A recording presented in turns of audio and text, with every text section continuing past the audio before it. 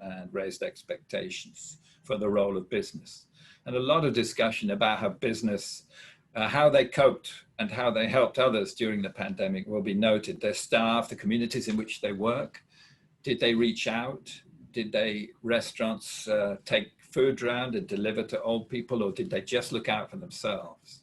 And there's a lot of discussion that we will have a memory of which companies stepped up and helped the community as a whole, and which just looked out for themselves. For SMEs, there are, and I think this is important because SMEs are important for all our work. There were some specificities we've seen. Cash supplies became very important, and inventorized options for liability and renegotiating. If you're taking loans, renegotiating with the banks when payments are due, when rent is due. This has become a critical issue for SMEs. Vulnerability of suppliers and subcontractors as well. If you're an SME and you're buying in services, how have they been hit by the pandemic? And the supply chain issue, particularly important for SMEs if it's very lean inventory, a buffer stock of your crucial resources, components and spare parts. This is what we've analyzed has come and been particularly important for SMEs. The building back better, a few illustrations of those points. We're hearing from a lot of cities that the opportunity, people quite like the clean air. They quite like the empty and safer streets. And so we're seeing, particularly in Europe, some headlines about we will not go back to the old ways. We will use this opportunity to pedestrianize, to widen bicycle lanes, to put in electronic pricing or extend electronic road pricing. And so we're seeing that around the world. And I think we'll see some in this region, not just in Europe, in terms of using this opportunity to advance some green agendas. I talked a little bit about awareness of sustainability. We see, and there are several studies, Barclays, HSBC have done them as well, MSCI. But here's one on bonds, how they did not drop when the pandemic hit. They only lost value to as half as much as general bonds in general. And they recovered more quickly. And we're seeing that in many ESG and sustainability investment asset classes and so on. Here is investing in funds. In the last 5 years, they didn't do quite as well as general. The blue is the socially responsible investments, but they did better than the non-SR investments. In the last 3 years, they've outperformed the average. In the last year, they didn't lose value, whereas the average and the non-SRI funds did. And certainly February to April, they lost less value than shares in general. And there are many studies showing this. The companies that were prepared for sustainability issues, environmental or social issues, seemed to be better prepared to cope with the pandemic as well. Interesting from Black Box in Singapore, that I think the survey that they did on how people have performed well, how they rate their governments on dealing with the pandemic. Singapore is in the amber section, 41%. I do believe there are other factors. It's an opportunity when someone asks you, how did you think your government do? You kind of respond how you think your government in general is doing, not just about the pandemic. You can see in Hong Kong, 11%. We haven't done too badly, I think, but relations between the public and the government are so bad in many ways for other reasons than the pandemic, that only 11% of people could bring themselves to say that the Hong Kong government was doing well. The ones that perform very well, New Zealand, and we've all seen, and we're all been quite impressed by how New Zealand has handled this. I think that's the only Western country, if you like, that's got a high rating. Malaysia rated well, India and Taiwan, and again, we've seen Taiwan do very well. China and Vietnam at the top. I think you have to add a caveat with those countries that if you were to survey people, they would be a little bit wary, given the circumstances, to be too critical in any situation on any question asked about performance. If we look at how they thought business leaders were performing, only 2 countries rated their business leaders very high, and that was China and Vietnam again. I would add the same caveat. In the amber group, quite a lot of ASEAN nations and the US felt they'd stepped up. Malaysia scores quite higher. but no greens, I think. Singapore's just on the margin of going into the red. 25% of Singaporeans felt their business leaders. Hong Kong, a dismal 7% again. It seems people don't rate either their political or business leaders very highly at the moment. But that's how the rating goes on this crisis. In terms of managing risks, we obviously moved from COVID to future risks and shocks, and we've touched on those. And Michael Moritz, in the Financial Times, it seems just the other day, but I now see it's in May, wrote that those who played down the warnings of the plague have now received a taste of what it will be like to continue to ignore scientists' warnings on a far greater scourge, climate change. He said this, and you've all seen that cartoon with the waves, everyone, the wave of the COVID-19, and then behind that is a much bigger wave of the climate crisis coming in. And he suggests we must follow scientific and technical advice. Don't politicize it. Don't turn it into a political divide. Don't deal with risk issues in a linear way. Get them all out there and work out what you're doing. And invest in solutions now or pay more later. It's that simple. This week, more recent than May, just last week, I think, United in Science put out this report.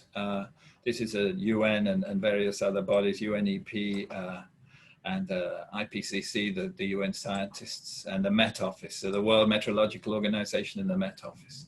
And they're saying that the COVID-19 crisis, don't think that that's given us a holiday from climate action.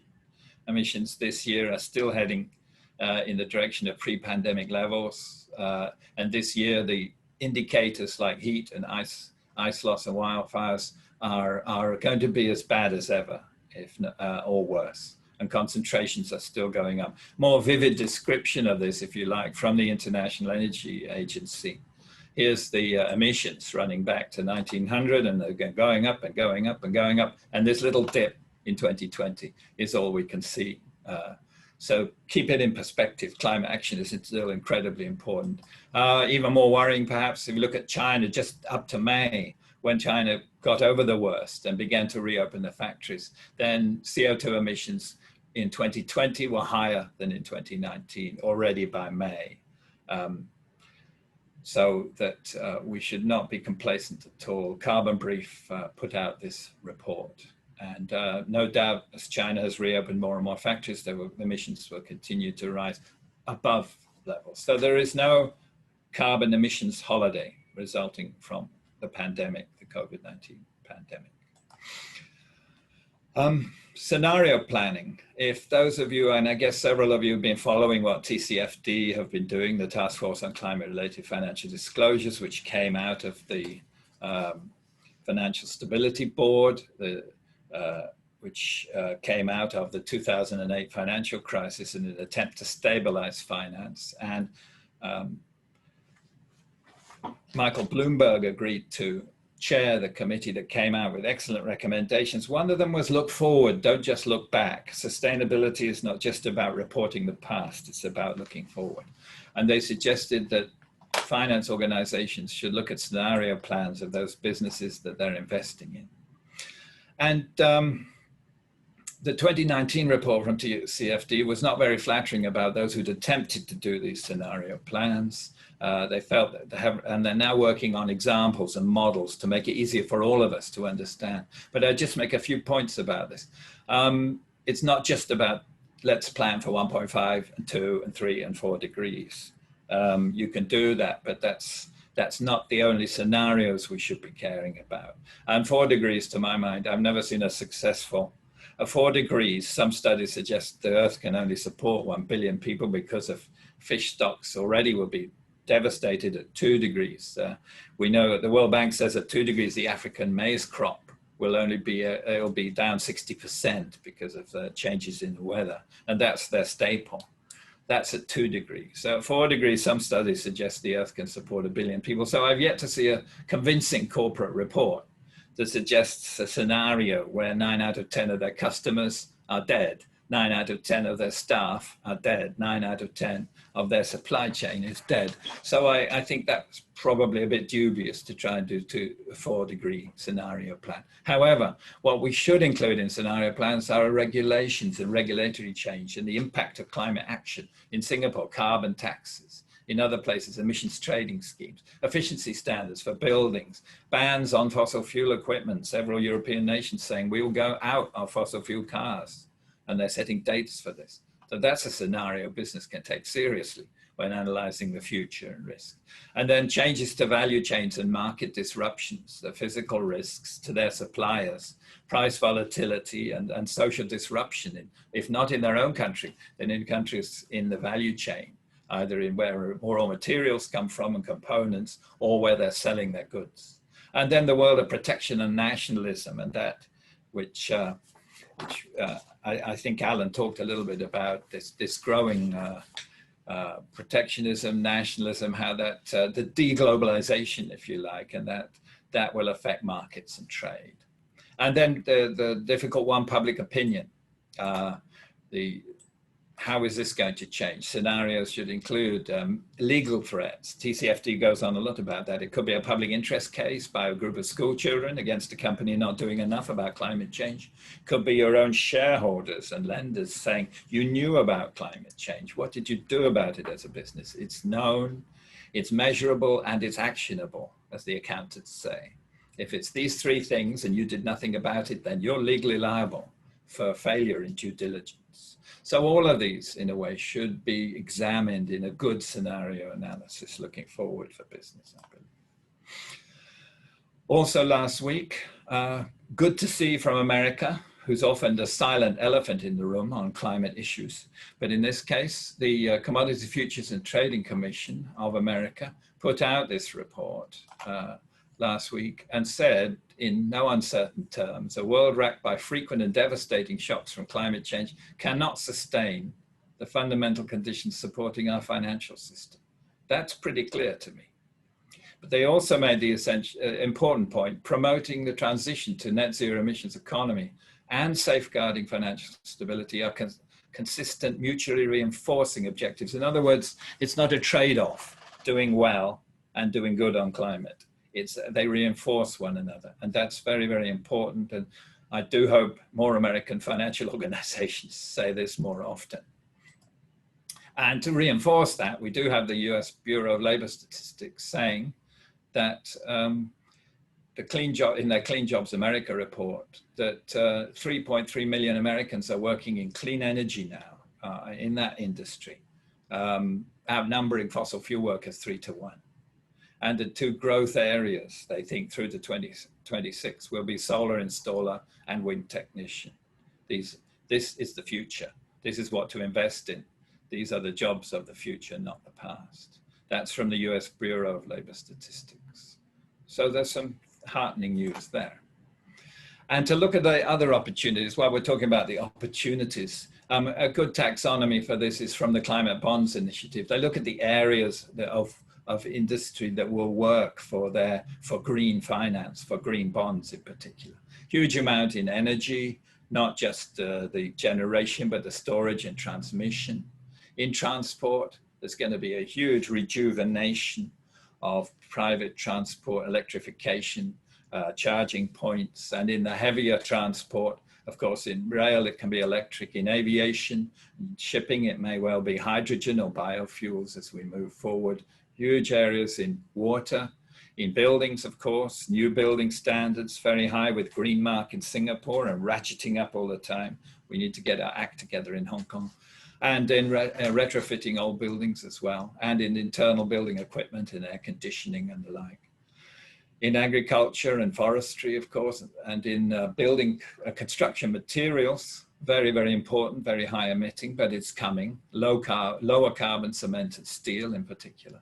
In waste and with IT. I think they've missed a few sectors here. I think, we will see also opportunities in service industries as well. There are opportunities in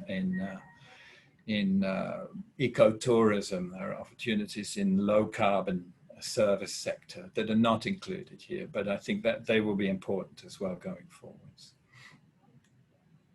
And a very good report, I think, on the opportunities to act and reduce climate risk and take a look at it from an opportunity point of view is this from the New Climate Economy. This is World Resources Institute, but also Brookings, also the Grantham Institute at London School of Economics, and the ODI in Britain. And so people like Lord Nicholas Stern, who was the former World Bank economist, he worked on this.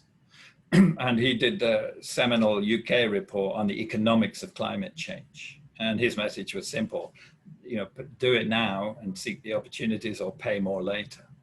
So they see huge numbers in terms of, we will be spending 90 trillion in infrastructure through to 2030. Let's do it green. It could deliver benefits, they estimate, conservatively of 26 trillion. In connected cities, it'll be 17 trillion. In agriculture, 2 trillion. And if you get it wrong, you will find yourself one of the proud owners of the 12 trillion worth of stranded fossil fuel assets as we go forward.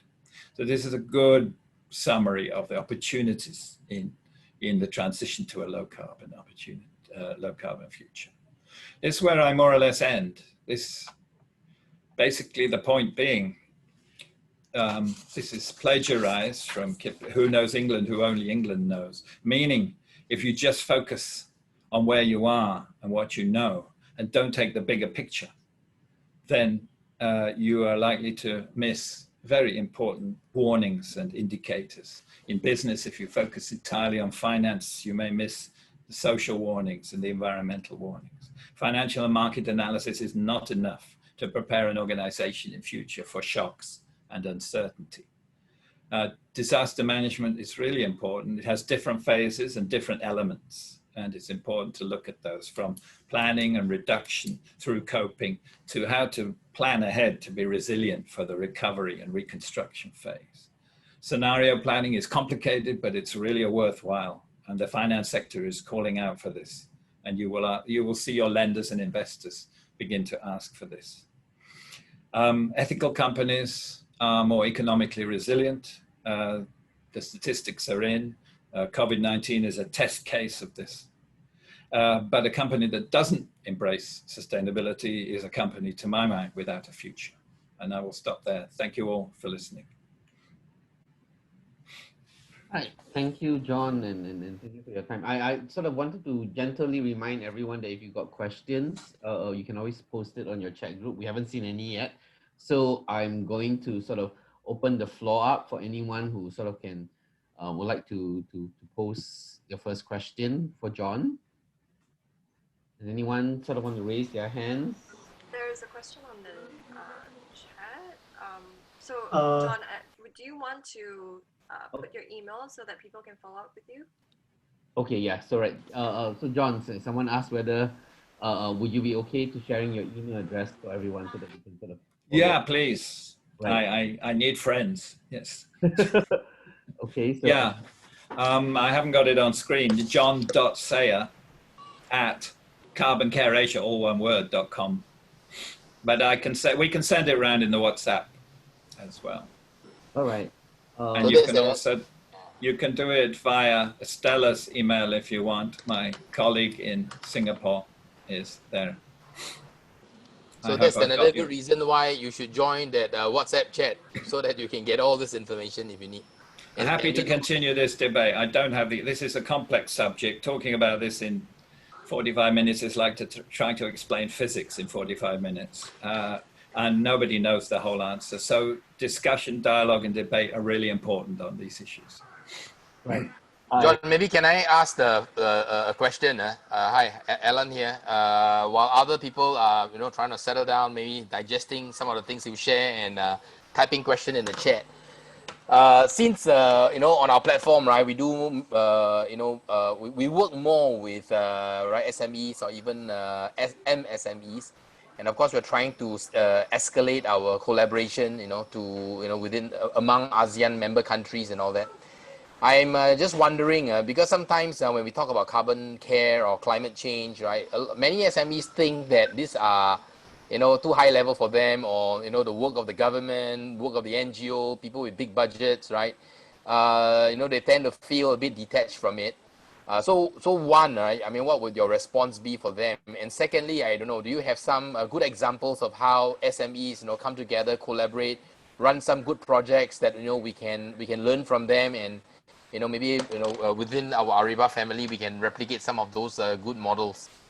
Yeah, I think there are two drivers for SMEs. The first is simply that most SMEs are somewhere in the supply chain.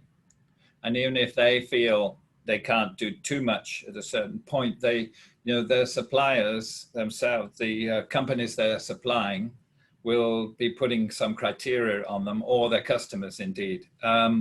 So if they're a component manufacturer or anywhere in any supply chain, there may be other pressures for them. There may be ethical screening. There may be criteria from the companies they supply to, who will not use their services unless they have a certain standard in their own sustainability, in their own carbon emissions. Because we're seeing the bigger companies who buy from SMEs begin to look at scope 3 carbon emissions. And that will be the carbon emissions of the SMEs that supply them. And the second driver, I think, differentiation in the market. We're seeing a number of smaller companies who are making greenness and social responsibility a selling point as an SME to differentiate them from the competition. We're seeing that everywhere across this region, I think in ASEAN, in China. The markets are so vast. How are you going to stand out as an SME? And the third driver, of course, is, as well as your customers, perhaps, is your employees. If you're going to attract, it's hard enough for smaller companies to attract good people.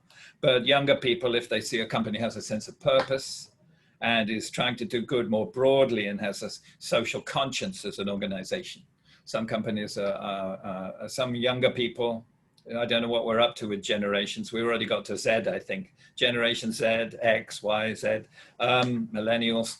They do want a job where they feel when they get out of bed, they're not just making a rich person richer, but they're actually having some social impact as well. So I think for all these reasons, SMEs can also benefit from introducing sustainability and green policies. And I don't think it means I don't believe it's a cost.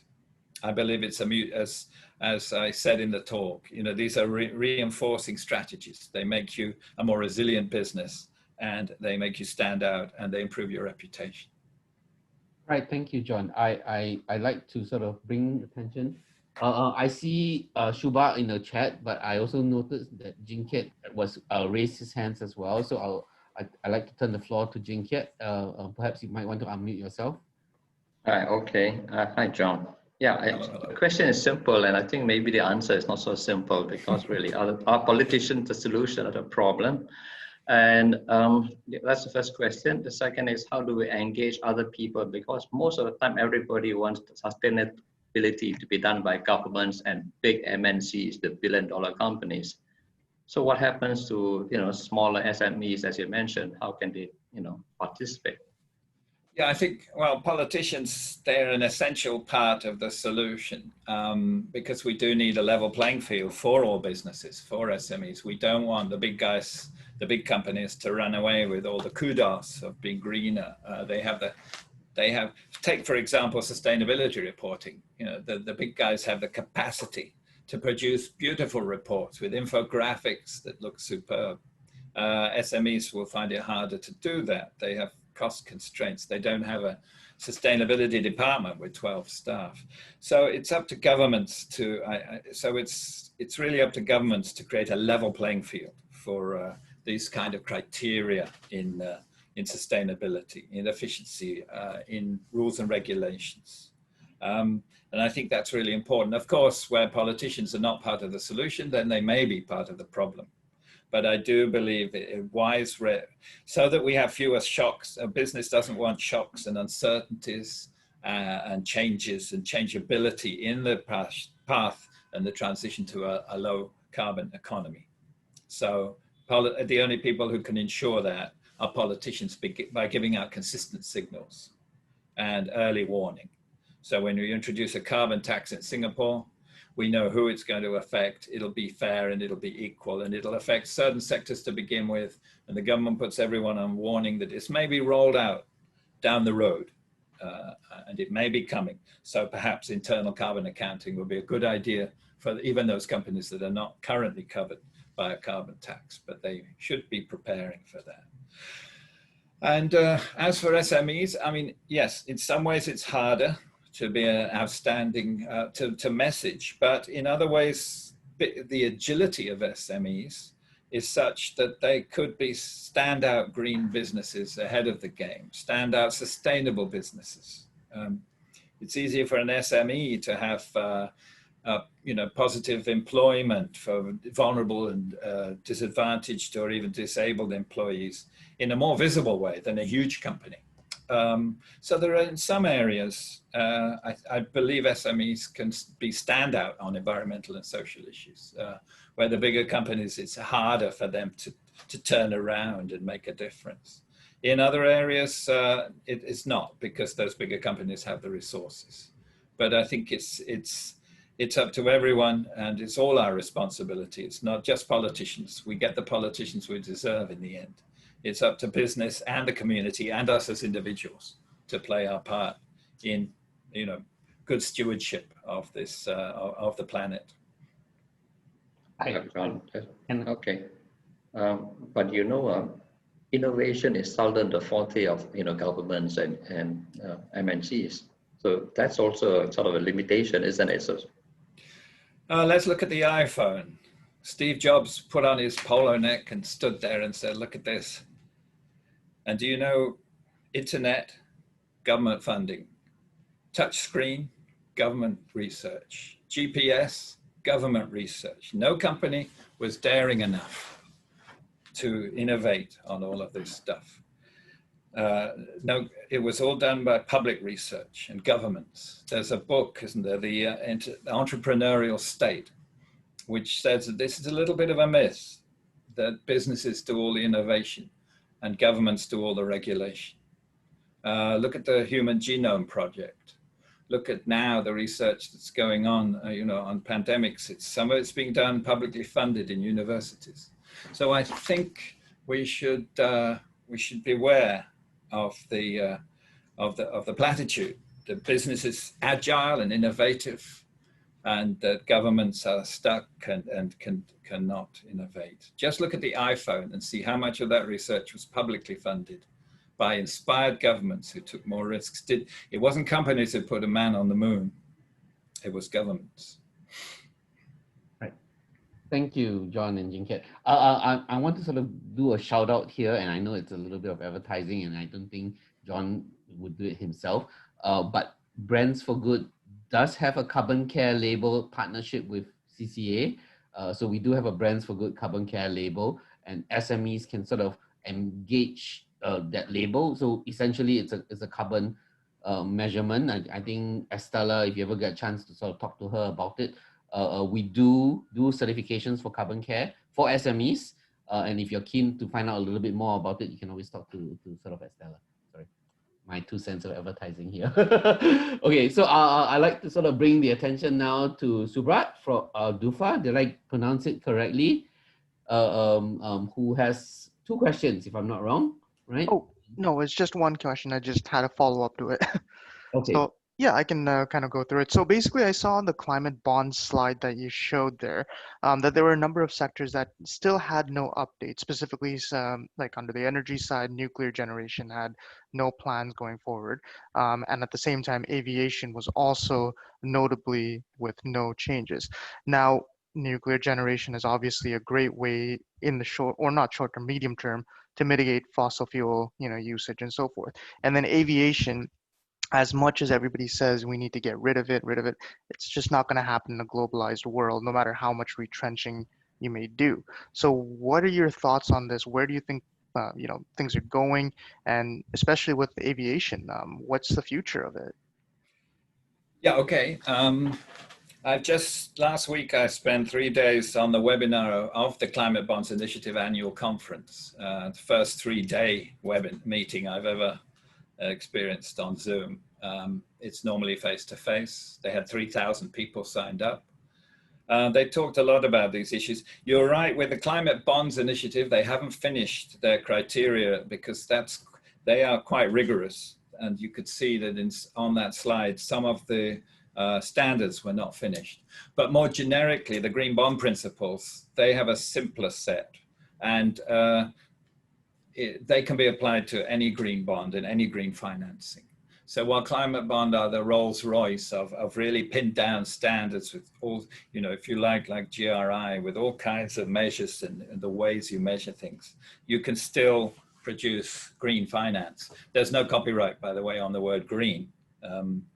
But honestly speaking, the ASEAN standards, for example, accord with the green bond principles. They're not as rigorous as the climate bonds initiative standards. So I think that's a work in progress. And the slide I showed you may be a couple of years old, but it's true they have not finished their standards for every sector of the economy. That does not mean that green bonds are not being issued for those sectors that are not in the climate bonds initiative, because that just means they can't get a CBI label. So that's the point, first point. On aviation and shipping, there was some surprisingly optimistic at the Climate Bonds Initiative conference last week. Some people are saying how this is going to happen, and I think there's the Energy Transition Commission going to put out a report in the next couple of weeks. And they honestly believe we have both the economics and the technology to deal with low carbon shipping, long distance road haulage, and aviation in future. And they're the scientists. I don't have that scientific expertise, but what they're talking about as transitional measure is biofuels, a transition to biofuels. But in the longer term, they're putting a huge amount of store in hydrogen for shipping. And of course, that's hydrogen through electrolysis, not hydrogen from fossil fuels. Hydrogen generated by electricity, by clean electricity, can then be a stored energy form that will work for planes and shipping. And for short distance shipping, there are, of course, electric ferries and short haul shipping already. But for aviation, they also believe some domestic flights, we may get to the point of electric, but for long distance and for long distance road haulage, the future seems to be what a lot of people are talking about is hydrogen. Now, I'm not a scientist in this area, but that's what I'm hearing. That's what I heard last week at the Climate Bonds Conference.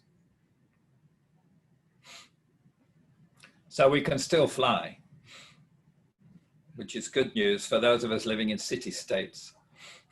Great, thank you so much. Yes, I do hope that we can still fly. I mean, SIA just announced some flight to nowheres, so that's a little disappointing. Are there any more questions that we have from the floor? We would like to see if there's anyone else who has a question. I have another question, sorry. Nobody has raised the issue or mentioned about carbon trading. So is carbon trading like, good, I can afford to buy carbon, so I'll get it off and buy and invest in some poor country. It's sort of like, escape clause. Is it that useful? A lot of people are coming and trading, but no real work's been done. I read this morning that the European Union was going to upgrade its emissions trading system to fit with their green recovery plan so that it will work. We know what happened the first time they launched it. Efficiency gains flattened the price of the emissions trading system and more or less destroyed it. There was less need. And clearly COVID pandemic has had an impact on that. China, of course, is piloting emissions trading systems in various parts of the country, including Shenzhen and Guangdong and other parts. And as they normally do, they will work out how it works. And they will take the good lessons and roll it out more fully. And Hong Kong will then make a decision as to whether to join the Chinese emissions trading scheme or to develop one of its own. And that's what the government's talking about. And Singapore, of course, has a carbon tax, and that's recently introduced.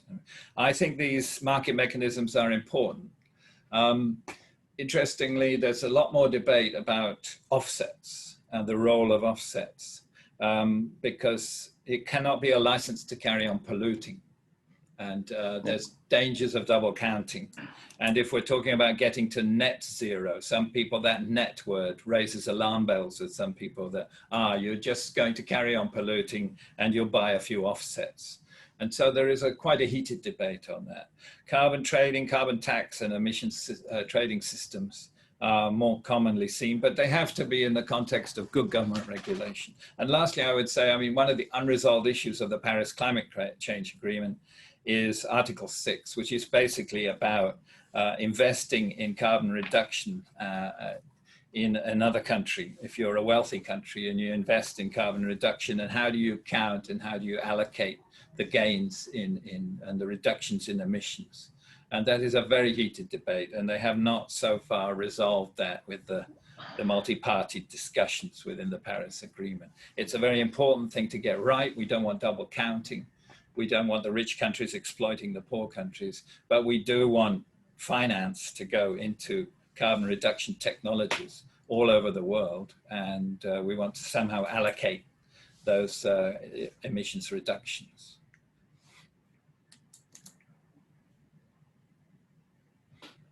All right, thank you, John. Is there anyone else who sort of have a follow-up question to that?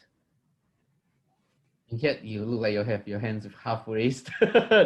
Go ahead. No, I'm trying to not to monopolize the discussion, because open and John actually covered it about, like, well, I got money, so I look for the the bottom 3 poor countries in Africa and send my people there. I can sort of, like, donate a lot to the church and to make more profits to make me richer, is it? So you answered it actually.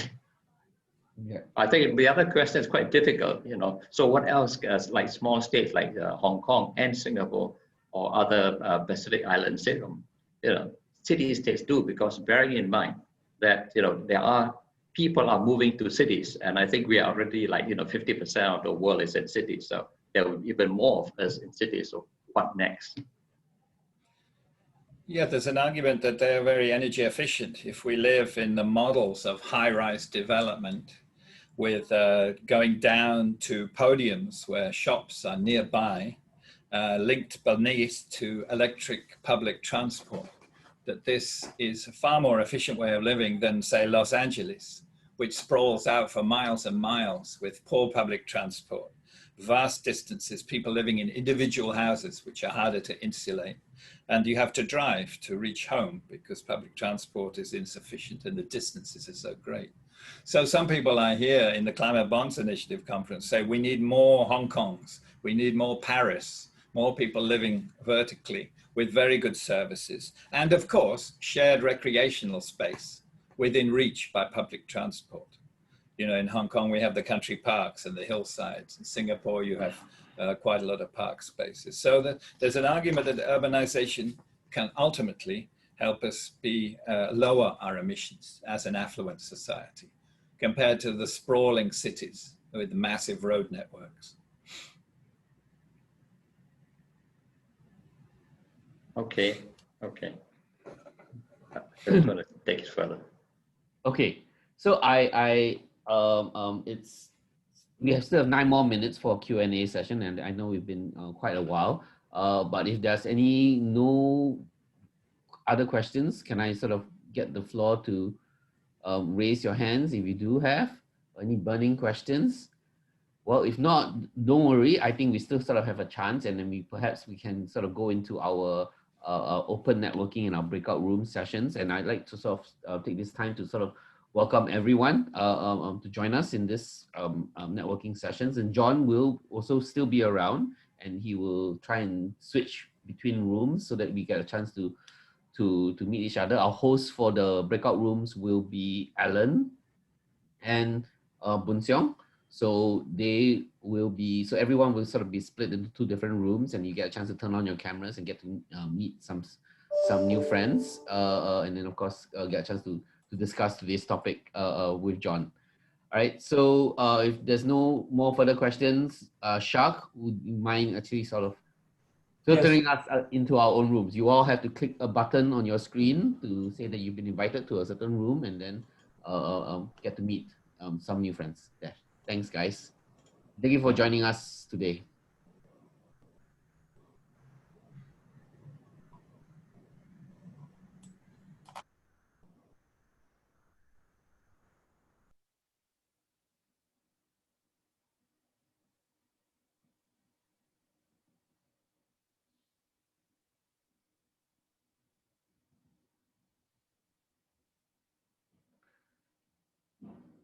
Hi, hello. Yes, Boon Siong. Yeah. How many of us here? You're still in the main room, you know. You're not in Oh, is the. it? I thought I joined. No, you haven't. You have to click on the bottom pop up on your screen to say I join. clicked on it. Okay, that means you click later. So you have to click back on the breakout room at the bottom of your screen. On the bottom of your screen, there's a button that says breakout room. Then click join breakout room. Hi, WK, ST, Albert, are you guys there? Chin Chuan, Uh, are you having trouble going into your rooms? Boon Siong, you better go quick. Ah, okay, good. I'm staying back to make sure that everyone sort of gets assigned. WK, are you okay to navigate? Okay, good. ST, Chin Chuan, Albert.